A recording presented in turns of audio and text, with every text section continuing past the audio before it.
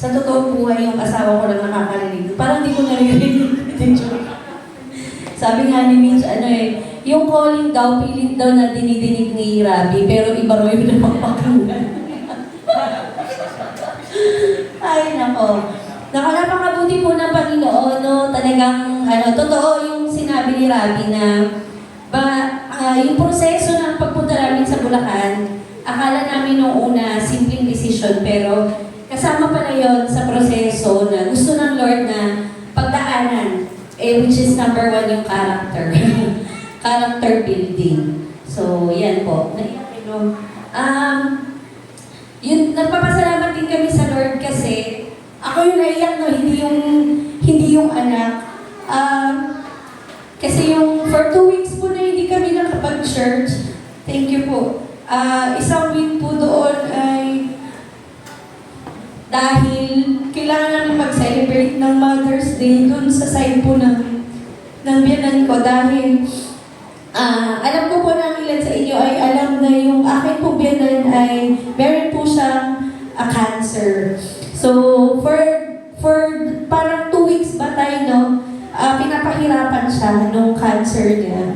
So,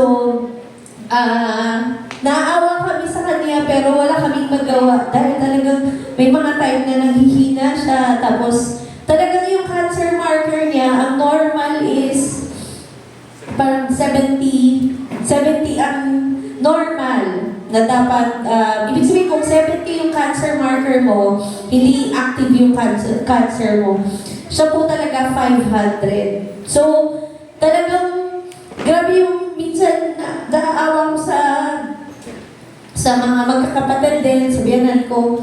Kasi talagang, ako nga, kagaya the whole week talagang nagsuffer ako sa GERD, na talagang nanghihina ako, sumabay yung mga nararamdaman ko sa katawan. Yun na, parang minsan sinasabi ko na, Lord, nakakapagod yung ganito, yung nanghihina ka, na parang feeling mo, anytime kukunin ka ng Lord, nakakatakot pala yung ganung pakiramdam. May namatay doon banda sa amin na aneurysm. So, bago ko, nung nag-aaral ako, sobrang sakit talaga ng ulo ko. Sabi ko, Lord, nakakatakot. Ano na ba to? Parang, kukunin mo na ba? Ako minsan nafe-feel mo yung ganun. So, parang naintindihan ko yung biyanan ko na the fact na alam niya may cancer siya. At may nakitang bukol dito, may nakitang bukol sa lungs niya.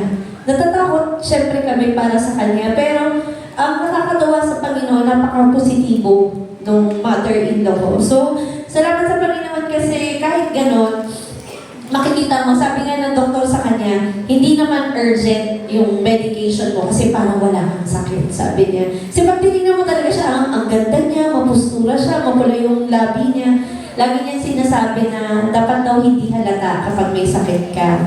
Kaya nung inoperahan siya, 9 years ago, nag-lipstick talaga siya. Dahil kunin man daw siya ng Lord, maganda daw siya. Yung napaka-positibo niya. Kaya sabi ko sa kanya, talagang laban lang. Kaya pag talagang naglalambing siya na samahan namin mag-church doon, or talagang nag-give kami ng time to spend yung sa kanila. Kaya kayong mga anak ha, you spend time with your parents. Kasi yung biyanan ko, ganun yung fear namin para sa kanya. Although tanggap naman niya yung kalagayan niya.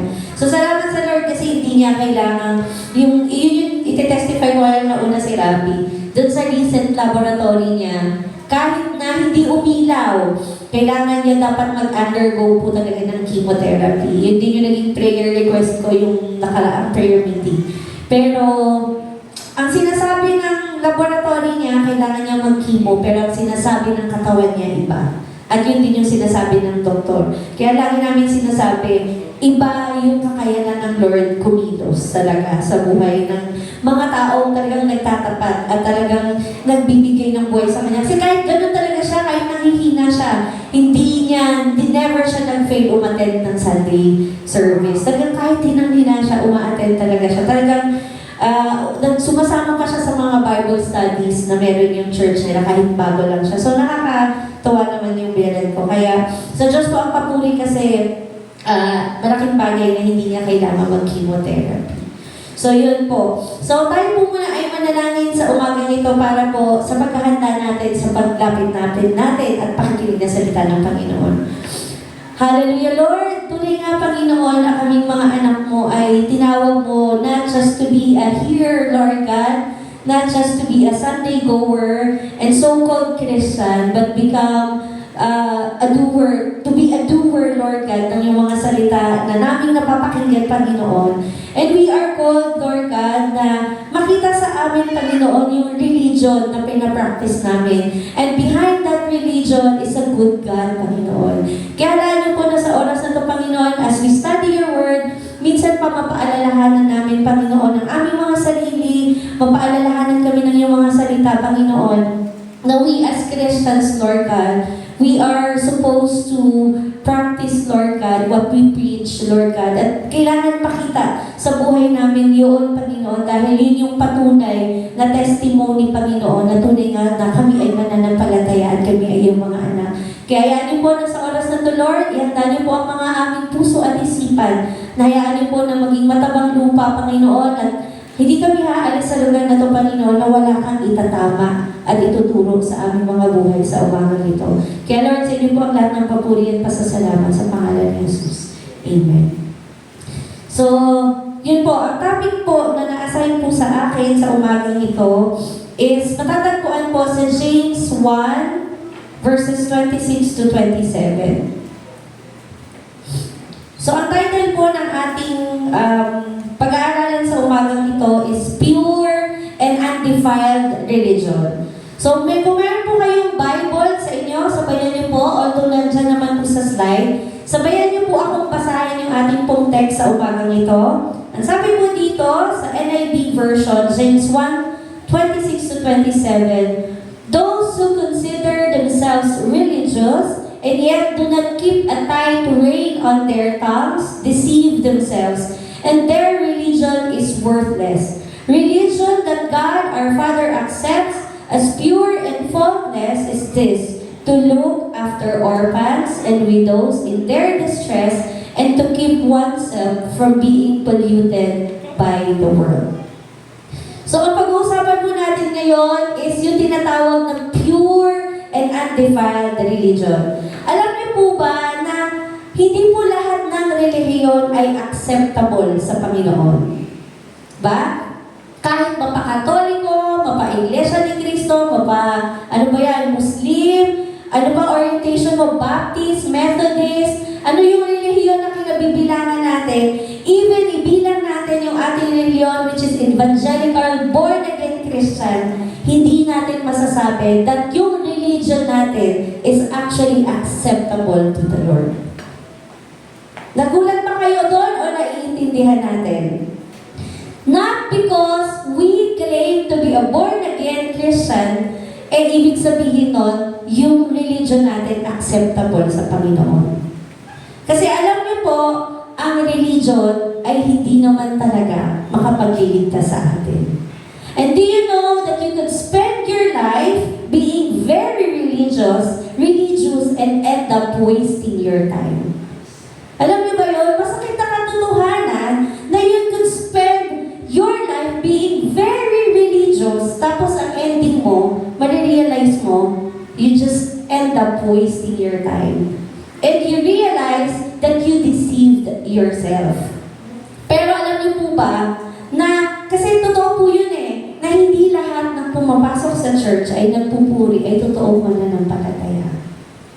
Yes, we can fool ourselves, but we cannot fool our God. Alam niyo po, ang pinakamasakit daw po na deception is yung self-deception. Bakit? Kasi alam mo kung ano yung totoo, alam mo kung ano yung standing mo sa harap ng Panginoon, pero patuloy mo niloloko yung sarili mo sa paniniwala, ligtas ka, pero ang totoo, hindi naman talaga. You know that you deceive yourself, but you do not want to realize it. Ayaw mong tanggapin sa sarili mo, and you keep on deceiving yourself. And that is the exact point James makes in our text this morning. And sabi niya, if anyone thinks he is religious, or kung iniisip mo na ikaw ay religious, niloloko mo lang yung sarili mo. Not until maintindihan natin yung topic natin sa umagang ito. So the word religious mean to James approximately see what it means to us today. It refers to the outward aspect of the Christian faith, such as a church attendance, taking part in public worship, singing, praying, giving, testifying, and in other ways, going through the motions of Christianity. Ibig sabihin, yung pong pagiging religious daw po na tinutukoy ni James dito is actually almost the same ng ginagawa natin. Diba? We are taking part in public worship. This is public worship wherein people of the same faith gather together, singing, diba? Meron tayong corporate worship, praying, giving, nagte-testify tayo kagaya ng ginawa natin, at sa marami pang mga bagay na pinapractice natin as part of the religion na kinabibilangan natin. And in Webster Dictionary, ang sabi po, ang religion daw po is a personal set or institutionalized system of religious attitudes, beliefs, and practices. It is the service and worship of God or the supernatural. It is a commitment or devotion to religious faith or observance, and it is also the state of being religious. So, ngayon, ang pag-uusapan natin, paano mo ba malalaman na yung religion na pinapractice mo ay acceptable sa Panginoon? Siguro tanong nyo, ibig sabihin, kahit na nag-worship ako kanina, umiyak ako kanina, ibig sabihin may possibility na hindi acceptable yung worship mo sa Panginoon? Yes. Kasi po, dito po sa James 1:26-27, iba po ang marirealize natin sa umagang ito. So, paano nga ba malalaman natin na yung religion na pinapractice natin is pure, undefiled, and accepted sa Panginoon? James says, the religion God approves impacts our conversation, our compassion, and our character. Uulitin ko po.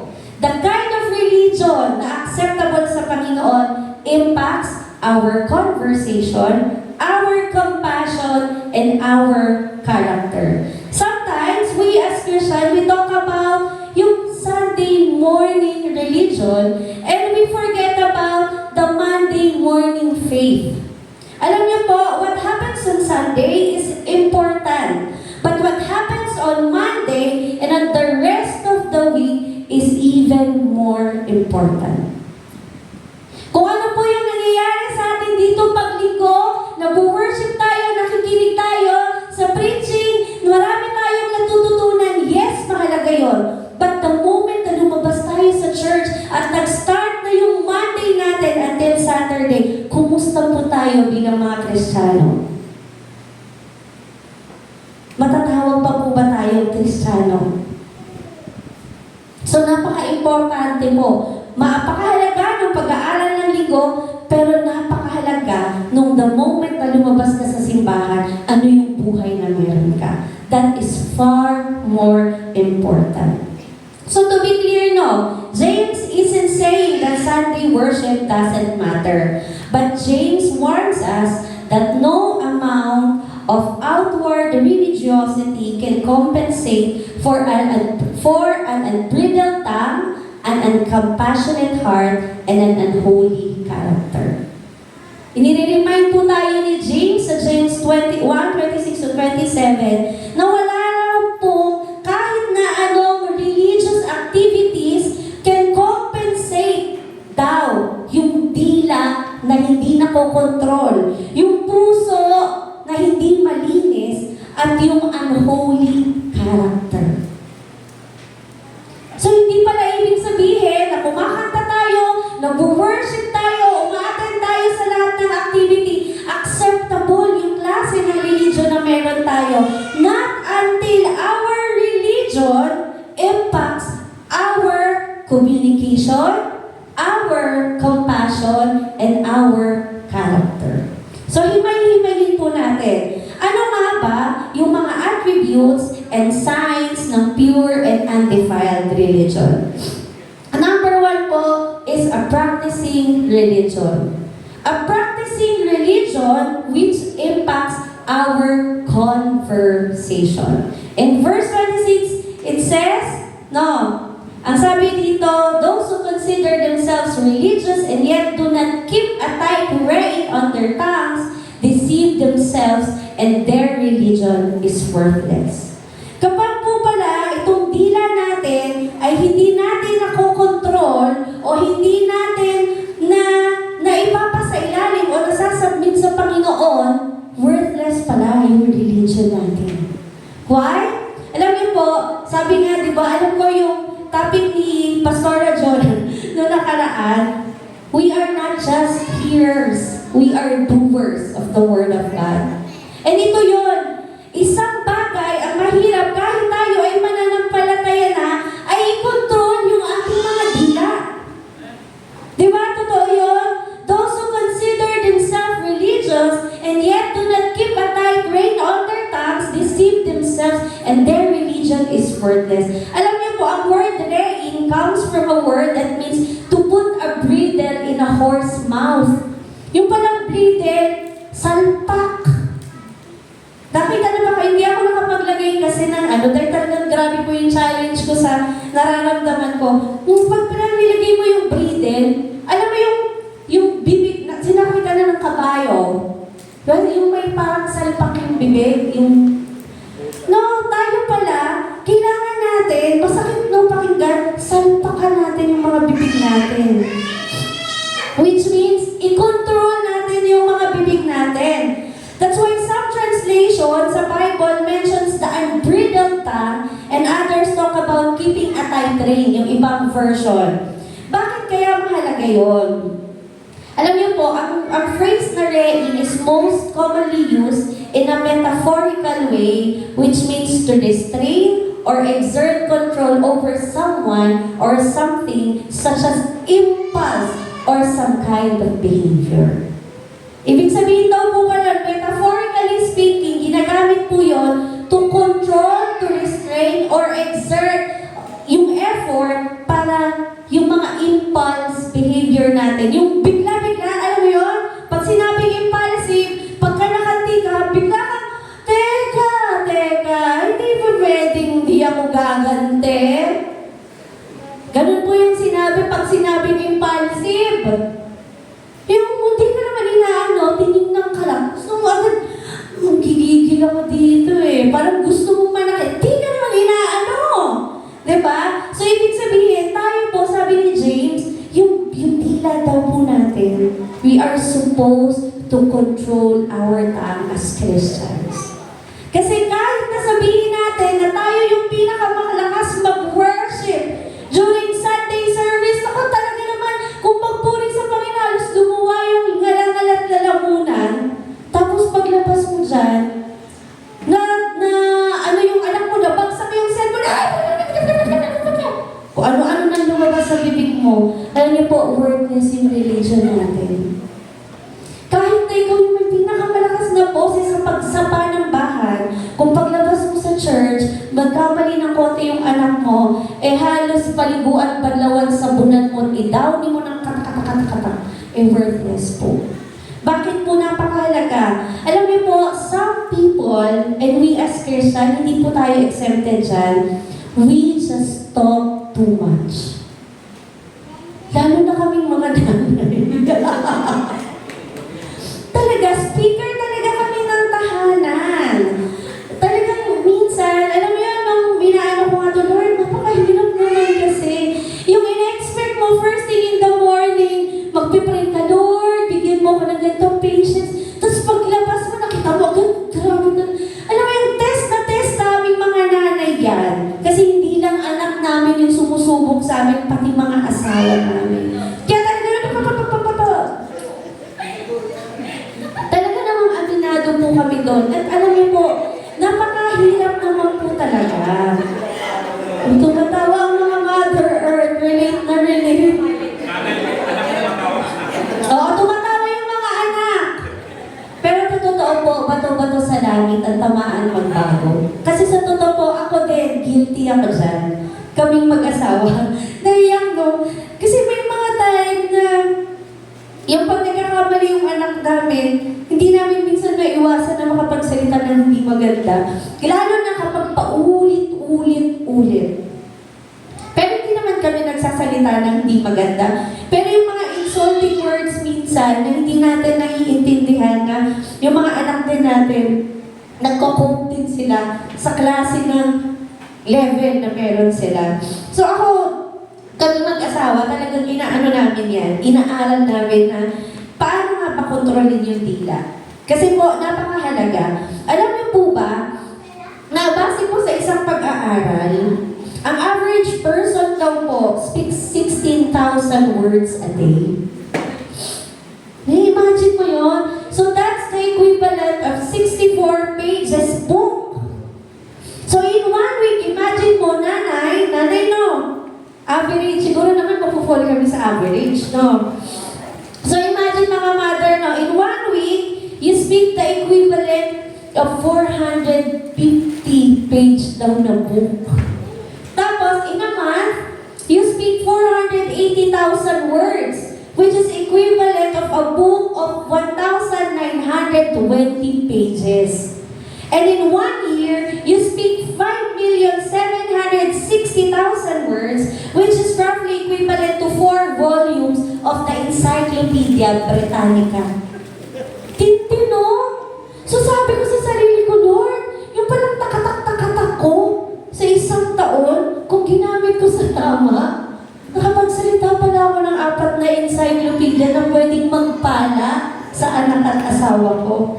So bilang ako nung inaaral ko to, sabi ko nga, napakaano pala, kasi alam niyo po, ang ating pong mga salita, it can bring healing or it can bring distress.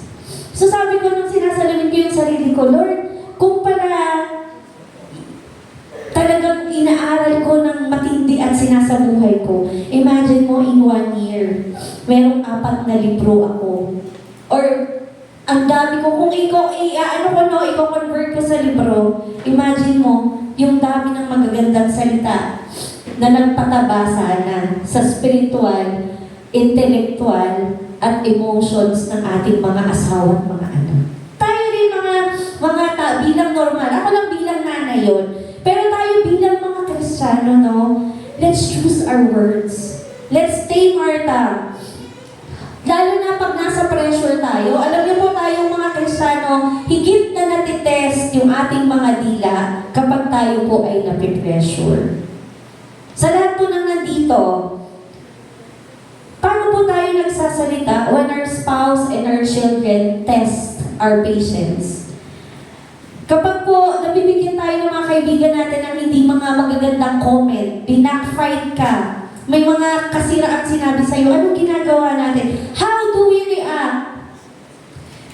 How do we respond when we are being criticized? Alam ko po, maraming beses naturuan na tayo nito. No? Alam ko, tinakil din ni Allen yung controlling yung wrath and yung anger. Pero bakit ba mahalaga yung ating mga salita? Alam niyo po, our words matter. Words are incredibly powerful because they can build up, encourage, and motivate. Words can also tear down, hurt, and cause horrible scars na hindi na naaalis. The tongue has the power of life and death. So every time we open our mouth, Christians, life or death comes out. And the Bible speaks of the truth as an open grave in Romans 3:13. So when there is death on the inside, it will eventually show up in our words. Sabi nga no, the abundance of heart, yun daw laman ng puso natin, lumalabas yan sa ating mga bibig. So we choose. Ano yung gusto mong ilabas sa bibig mo, kapatid? Is it a blessing or a curse? You choose. Tayo po ay pwedeng malayang makapili. So we need to keep this warning in mind at all times. But especially when we are tired, we are under pressure, and when others are trying to provoke us. Sana po mapaalalahanan tayo this morning na higit sa mga pagkakataon, pag tayo po ay napapagod, tayo po ay under pressure, at kapag tayo po ay pinoprovoke ng mga tao sa paligid natin, that is the moment we apply the controlling of our tongue. Kasi sa totoo lang po, sa mga pagkakataon na nananalangin, kami nga po mag-asawa, kagaya ng sinasabi niya nga kanina, no? Yung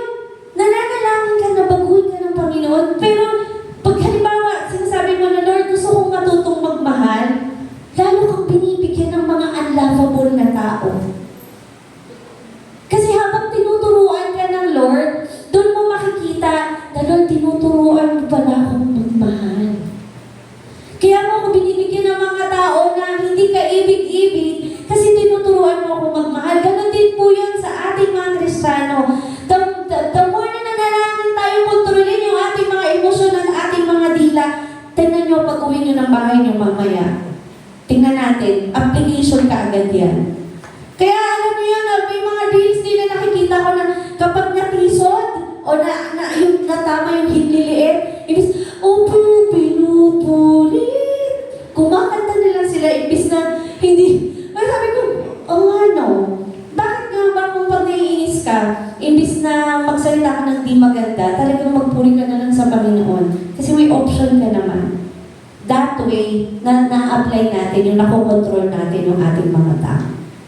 Pangalawa po, a practical and a personal religion and impacts our compassion. To look after orphans and widows in their distress, ang sabi sa verse 27. Alam niyo po, God did not intend for our religion to consist solely of going to church. Extending our hearts to God in worship, sabi ko nga kanina, is certainly important, but so extending our hands to man in distress. Now, there is a place for corporate giving. Siguro po kasi ang iba dito maaaring iniisip na ito po kasi it pertains yung practical and personal religion impacts our compassion. It pertains to reaching out and pagpo-provide ng needs ng mga orphans and widows in their distress. Bakit nga po kaya sa tingin nyo ginamit po sa Book of James yung orphans and yung mga widows? Alam niyo po, ang mga orphans and widows, sila po during the time in the Bible, sila po yung talagang wala pong nagkikare sa kanila. Sila po yung may pinakamahirap na disposisyon sa ekonomiya at sila yung madalas, sila pa yung ino-over, paano ba yun yung hindi ko mahanap yung exact word. Ino-oppress. Ang galing mo talaga, aral. Ino-oppress. Yung mga widows and yung orphans, ino-oppress. So later, i-discuss po natin. So, iniisip po siguro ng iba sa atin na nagbibigay naman ako sa church, nag-offering naman ako, binibigay ko naman yung tithes and offering ko. Alam niyo po, yun ang tinatawag po doon, that is corporate giving. Pero alam niyo po, yung sinasabi dito na to look after orphans and widows in their distress, ibig sabihin, we as Christian, we are expected na tumulong sa mga nangangailangan whenever we have an opportunity. Diba? Sabi nga po nung isang babasahin ko po yung isa pong poem ni Bob Roland regarding sa parang isang picture daw ng isang church or ng isang Christian na sinasabi natin na we are Christian, bakit pero hindi natin ginagampanan yung role natin. Sabi niya, listen Christian, I was hungry and you formed a humanities club and discussed my hunger. Thank you. I was imprisoned and you crept up quietly to your chapel in the cellar and prayed for my release. I was naked, and in your mind, you debated the morality of my appearance. I was sick, and you knelt and thanked God for your help. I was homeless, and you preached to me of the spiritual shelter of the love of God. I was lonely, and you left me alone to pray for me. Tapos sabi dito, you seem so holy, so close to God, but I'm still very hungry. Ano po yung naintindihan natin sa poem na yon? Alam niyo po, sabi niya, title ito, Listen Christian. We are so religious. No? Sabi niya, nagugutom ako. Gumawa kayo ng mga club. Pinag-usapan niyo yung gutom ko. Salamat, pero hindi niyo ko tinulungan. No? Nakulong ako. Nanalangin kayo sa church, pero hindi niyo ako binisita. Diba? Hubad ako. Sa isip niyo, mali ako, pero binigyan niyo ba ako ng damit para may maisuot ako? May sakit ako, nananalangin ka, nagpapasalamat ka, you're in good health, pero ako na may sakit, binisita mo man lang ba ako? Diba? I was lonely. Iniwan mo ako para mag-pray ka, manalangin ka sa bahay mo, pero hindi mo ako kinomfort. Christian, you are so religious, seem so close to God, but I'm still very hungry. Yung pinangangalanda ka na dati na klase ng religion na meron tayo, hindi tumugon sa pangangailangan ng isang tao na ine-expect na tayo bilang mga Christians mag-a-address ng kanilang mga pangangailangan. Alam niyo po, we can never substitute another church service or even more Bible reading and hindi tayo nag-i-involve in this hurting world. Diba? Yung we are so busy learning, practicing our religion inside the church, pero whenever we have an opportunity outside, ayaw natin. Diba? Nagkikibit-balik ka tayo. Yung ating mga kapatiran, nabibisita ba natin? Nakukumusta ba natin? Naalam ba natin yung kanilang mga pangangailangan? Alam niyo po, kahit na tayo ay mag-Bible study buong maghapon, kapag hindi tayo nakakaabot sa mga taong nangangailangan, alam niyo po yung religion pala natin for this. Kasi ang acceptable po na religion sa Panginoon, yung umaabot sa hurting world. Nag-a-address, hindi man lahat, pero whenever we have an opportunity, kumusta po? Yung po bang kapitbahay natin na nagsabing, siya, wala akong ulam ngayon, walang-wala talaga ako. Pwede ko ba sabihin, kapatid, ipapanalangin kita, nabigyan ka ng Panginoon ng ulam. Pwede ba yun?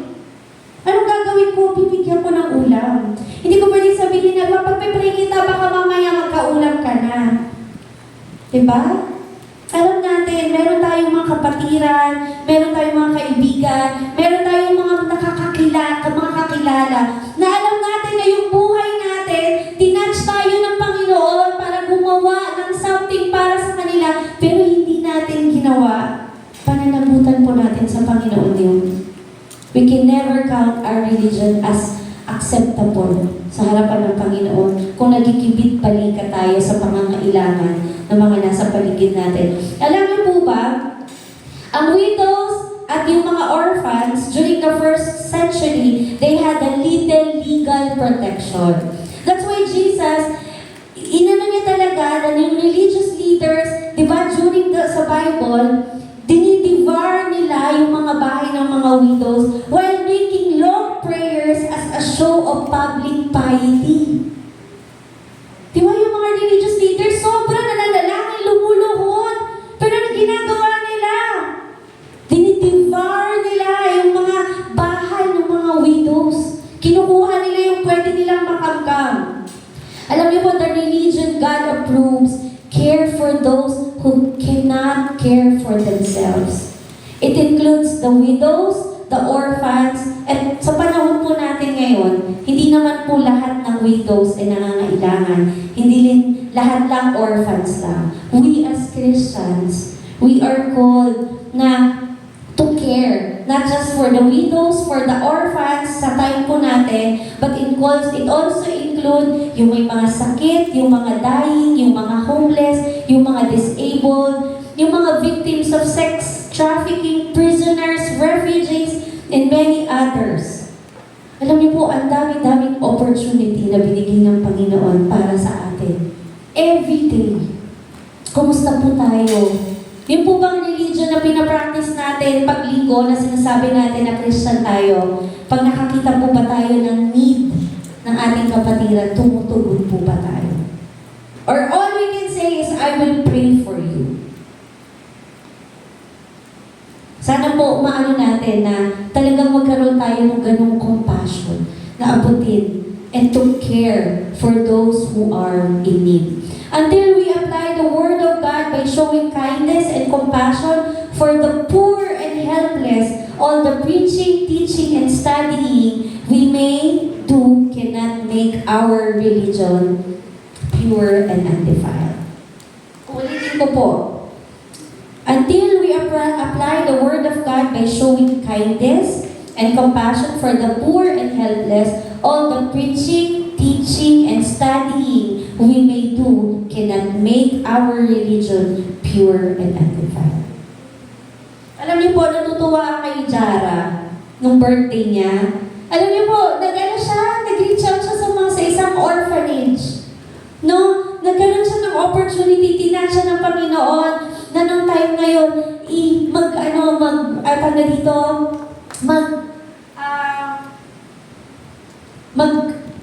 nawawala naman ng mga words, no? Mag-feeding program. Kung baga nilagay ng Lord sa heart niya, that time, na a particular orphanage is in need.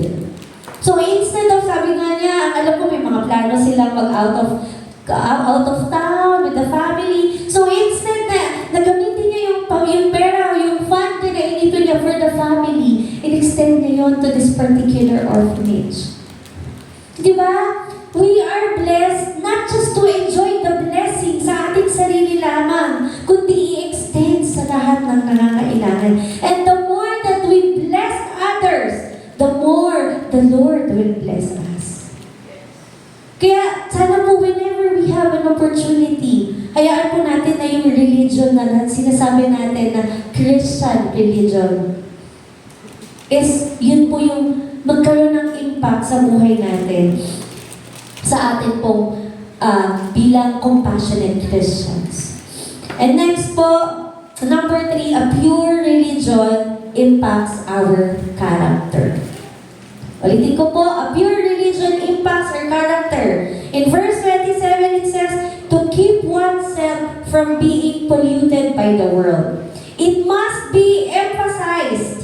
Alam ko po na yung mga previous topic ni Pastor Johnny, ni Kuya Ale, ni Ate Grace, ni Ate Jonah, including myself, at yung iba pong ating mga preachers pa, alam ko po na maraming beses tayong tinuturuan on how to protect ourselves against yung impact ng mundo sa atin. But mind you, this morning, it must be again emphasized. Alam niyo po kung bakit? Because our society has become increasingly immoral and materialistic. We live in a dirty world. Diba? Habang tumatagal yung ating mundo, yung ating society, pataas ng pataas yung immorality, at kahit tayong mga Christians, we are being more and more and more materialistic. At kapag po naging materialistic na po tayo, nawawala na po yung genuine religion because yung focus po natin nasa mundo na. Imagine niyo po, no, ang isang bata, lalaki, na dito, alam niyo po ginagamit ng mga sa US, muddy paddle, pero dito sa atin, isa lamang itong putik. So naranasan ko nung bata pa ako, na pagka may mga putik kumuwala, laging sinasabi na, huwag kayong maglaro sa putikan, mga damit niya. Ganyan. Pero bago pa lumabas, bago mapayagang magligo sa ulan, meron na reminder, huwag maglalaro sa putikan, huwag magkaganyan. Diba? Pero imagine niyo po tayo, isang bata paglabas, may muddy paddle. Diba?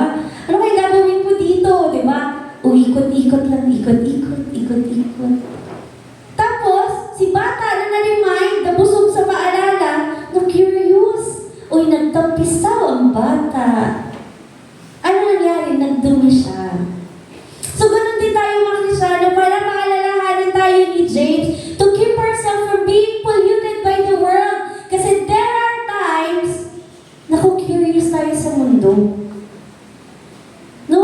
Nagtatampisaw din tayo. At kapag lumubog tayo sa lusak at sa putik, yari tayo. Kayo po ba? Tatanungin ko po kayo.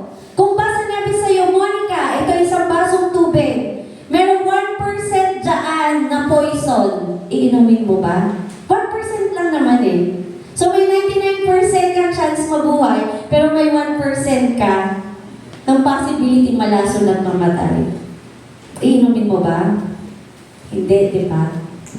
Takot tayo sa 1% na poison compare sa 99% probability na mabubuhay ka. Ganun din po ang kasalanan. Mayroong 1%, diba? yung 1% na yun, kung talagang takot tayo na tumalikod sa Panginoon, hindi natin ititake yung kasalanan sa takot na yung 1% na kasalanan na yun ay mawala yung kaligtasan mo. Dahil kapag hindi tayo ready at hindi natin tining yung sarili natin, madaling madili po tayo makahatak ng mundo nito. If we aren't careful, we'll end up stayed by moral compromises.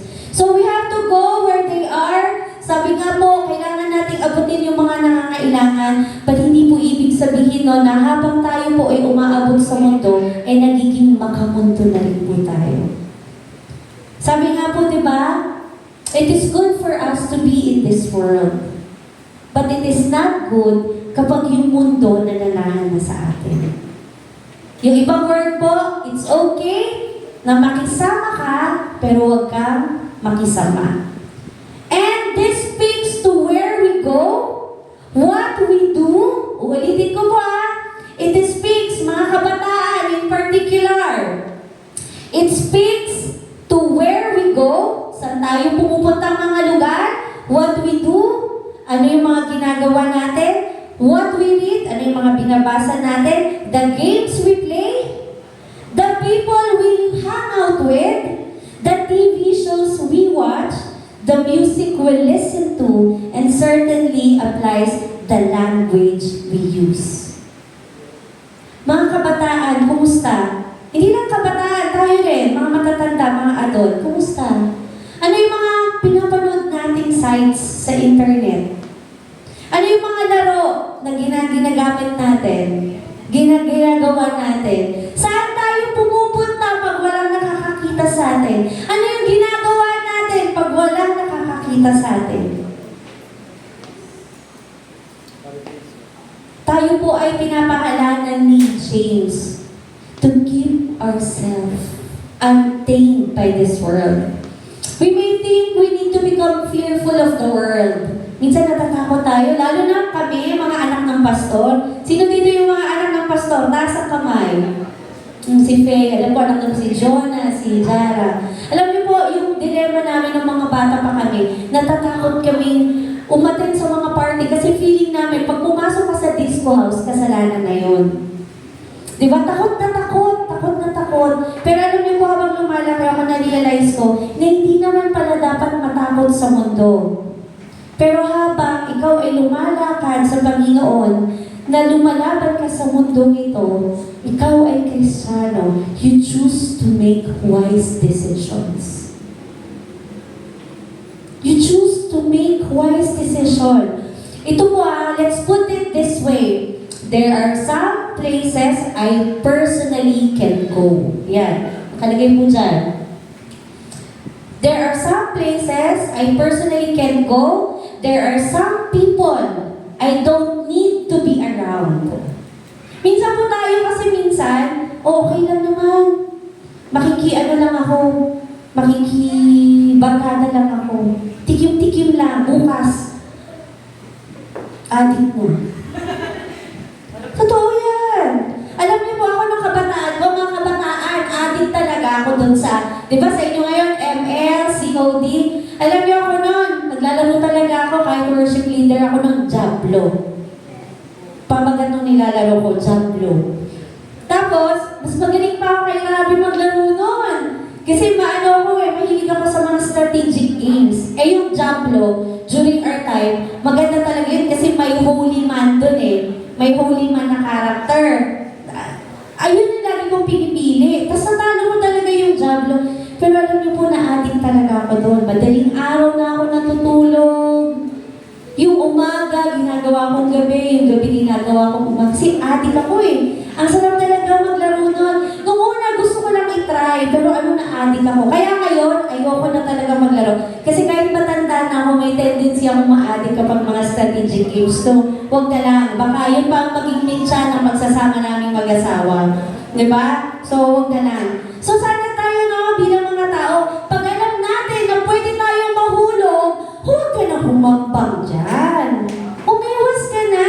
Okay? There are places we can go. There are people we don't need to be around. There are some internet sites you won't need to visit.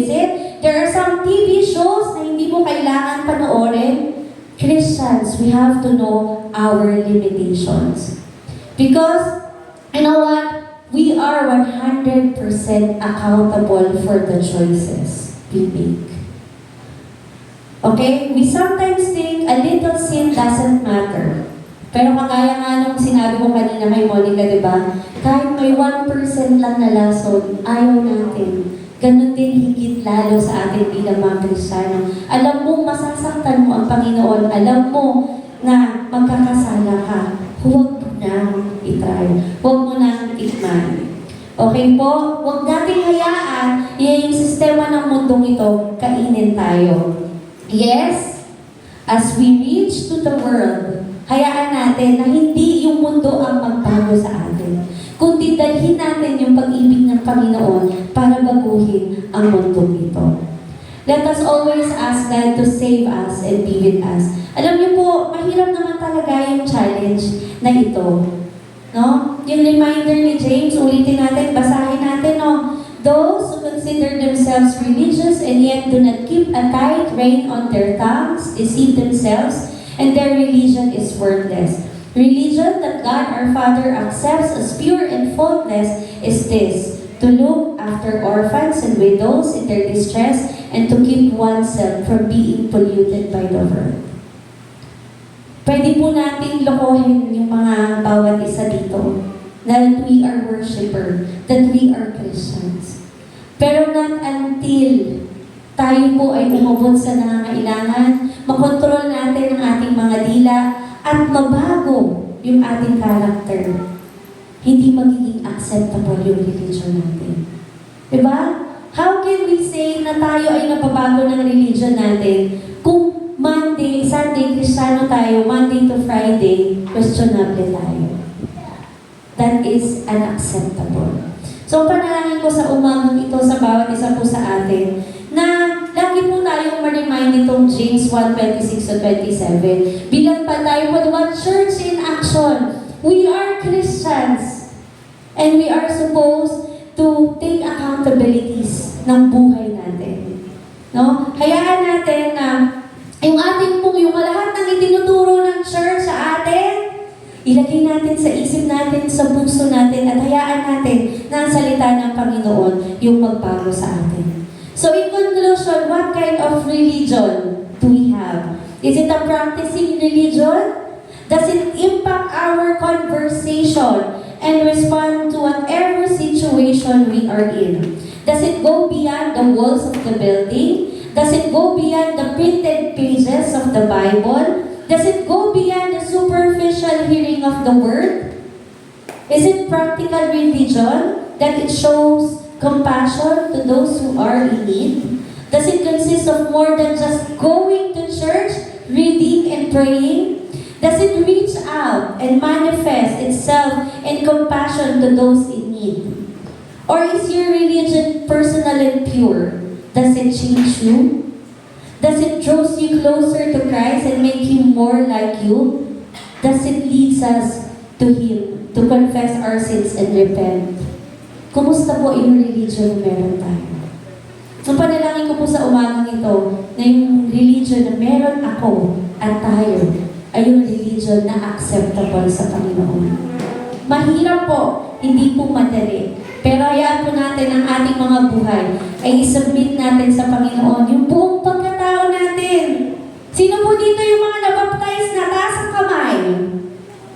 Uy, natakot sila. Sa taas, dapat proud tayo. Sino yung mga nabaptize na? Taas ang kamay. Uy, dapat loud and proud tayo kasi sinelyohan tayo ng Panginoon. Sana sa lahat ng nabaptize, wala pong inilusot na kamay. Wala pong inilusot na dila. Walang inilusot na paa. Sana po nung ipinasailalim natin yung ating mga buhay sa Panginoon, that's total surrender. Kung meron man po sa atin sa mga oras na to na gustong talagang isuko totally ang buhay sa Panginoon at hindi hahayaan na mundong ito magbago sa iyo. Kapatid, ang Panginoon lagi lang naman nandyan, naghihintay na tayo ay talaga namang iano natin yung ating buhay sa Panginoon. So, salamat po sa Panginoon sa umagang ito. Sa Kanya po ang lahat ng papuri at pasasalamat.